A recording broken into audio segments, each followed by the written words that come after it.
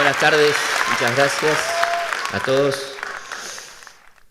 Bueno, ¿para qué sirve la historia? Es una pregunta bastante frecuente, por lo menos a mí me la hacen muy frecuentemente. Y tiene su lógica la pregunta, ¿no? Porque la verdad que nos han enseñado la historia de una manera bastante particular, por lo menos a mi generación y a muchos de los que estamos acá, una historia completamente ajena, que no tenía que ver con nosotros, una historia de otros, de seres perfectos, que incluso se nos decía que era una historia ejemplar.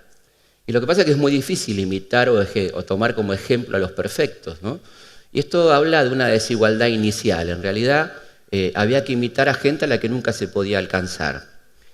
Me pasó hace poco dando una charla en un colegio público, una escuela muy pobre de La Matanza, donde hablábamos de San Martín, una charla que daba con los chicos. En el momento de las preguntas uno me dice, claro, a mí me encantaría ser como San Martín, pero tengo que cruzar los Andes. Medio complicado, me dice, ¿no? Y otro le contesta, chicos de 8 años más o menos, le contesta, no, mira, con que seas honesto, con que no robes, no mientas, por ahí podés ser como San Martín, ¿no? Y el pibe había entendido el concepto de ejemplaridad, que no tiene que ver con la emulación, sino con tomar aquellas virtudes que todos podemos asumir. Es decir, todos los que estamos acá, arriba, abajo, afuera, podemos ser sanmartinianos si queremos, claro, si queremos, ¿no? Podemos empezar ahora, como dicen los programas de Llame Ya. Si quiere puede ser un sanmartiniano en este mismo momento, ¿no? Puede asumir su honestidad, su responsabilidad, su empatía, una palabra que le gustaba mucho al general San Martín, que se ponía siempre en lugar del otro, ¿no? Esto quiere decir la empatía. Y creo que entonces esta genialidad no era absolutamente inocente, era una genialidad que tenía que ver con una forma de enseñarnos la historia, ¿no? Es decir, iba planteando a personajes recortados. Por ejemplo, Sarmiento era el padre del aula, el otro era el padre de la patria, teníamos padres, pocas madres, muy pocas madres, a pesar de que tenemos una hermosa madre de la patria, que es María Remedios del Valle, una negra liberta que acompañó a Belgrano en sus campañas y que fue llamada así, la madre de la patria, incluso reconocida por el Parlamento en 1827, pero claro, cuando se escribe la historia blanca, en torno a la década del 80, la negra Remedios sale expulsada de la historia y no tenemos más madre de la patria, ¿no? Por su condición de afroargentina la corrieron de la historia. Esta historia que evidentemente fue siendo falsificada, y en el caso de San Martín decíamos, esta cuestión del recorte de su actividad a lo estrictamente militar tiene por detrás el fomentar y cultivar la idea del militar profesional, es decir, aquel militar que se dedica a su tarea específica y que no se contamina con la gente, con la política, con la sociedad, Y así se va creando esta fantasía terrible que costó tanta sangre en la historia argentina, que es la de los militares como la reserva moral de la nación, que están por encima de todos los ciudadanos y que fue la base de los golpes de Estado del siglo XX. Fíjense los peligros de cierta mala educación que fuimos recibiendo desde pequeños, ¿no es cierto?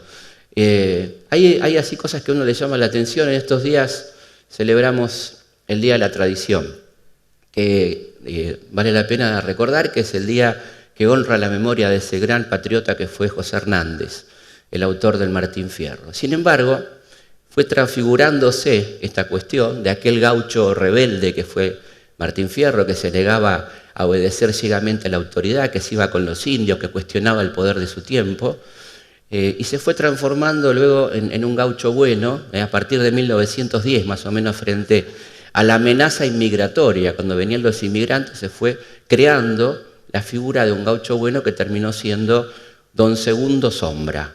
Su nombre lo indica perfectamente, es segundo y es sombra, ¿no? Segundo de su patrón y la sombra de su patrón. Es decir, es el gaucho obediente frente al gaucho rebelde. Y al día de hoy, el Día de la Tradición se celebra fundamentalmente en San Antonio de Areco, que es la patria de Huiraldes, y ha sido corrido completamente José Hernández de esta cuestión por su actuación política incorrecta, seguramente, ¿no? Es decir, vamos viendo cómo la historia nos las van contando de una manera distorsionada, nos van apartando, nos van alejando, nos van convenciendo que es una historia ajena Nos pasa como cuando llegamos a una reunión y están hablando de una película que no vimos o de un libro que no leímos, nos sentimos por fuera de eso. Esa ajenidad nos era confirmada permanentemente en aquellos libros de texto que leíamos, los Astolfi, los Ibáñez. Algunos me van a entender, otros son muy jóvenes, por suerte, esos libros de texto tremendo que teníamos que leer en aquel momento, ¿no? La historia en realidad es otra cosa, la historia tiene que ver con nosotros, es como el espejo retrovisor de un auto, ¿no? Para poder avanzar hay que mirar hacia atrás, qué peligros tenemos detrás, qué pasa por detrás, y ahí hay que avanzar. Por supuesto que no podemos manejar mirando permanentemente lo que está detrás, pero es imprescindible tener esa referencia para ir hacia adelante. La historia tiene que ver con nuestras tradiciones, nuestras mejores tradiciones, la gente que nos precedió, honrar a nuestro pasado, a nuestra gente que pensó un país que no existía. Piensen ustedes en Manuel Belgrano, que pensó una patria cuando era todavía un funcionario del virreinato, que soñaba con una industria nacional, que pensó la primera marina mercante, que pensó la educación popular. Él pensó en educar a la mujer en un hermoso escrito sobre la educación popular de 1795, cuando en ese mismo momento estaban guillotinando en París a una mujer llamada Olimpia de Gouges por pedir los derechos de la mujer y la ciudadana.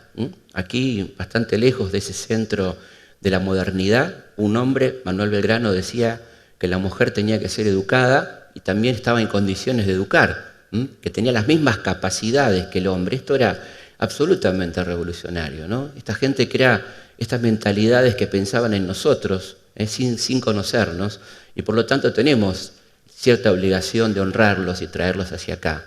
Un Castelli que en plena derrota sueña una constitución, un tipo que lo acaban de derrotar en la batalla de Huaqui, un desastre total, está con su amigo Monteagudo en medio de la puna desolada, pensando un país que no existe porque está prácticamente roto, y piensa en una constitución donde, por ejemplo, los diputados duren 2 meses para elegirlos y revalidar sus títulos permanentemente. No se imagina lo que podría haber sido eso, ¿no?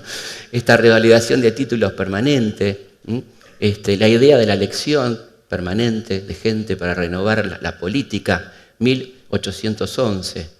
Un Manuel Belgrano que hace el primer reglamento para los pueblos de las misiones, donde habla de la igualdad entre los pueblos originarios y los criollos, donde se habla de escuelas bilingües, todas cosas que ahora resultan novedosas y que este hombre pensó hace más de 200 años.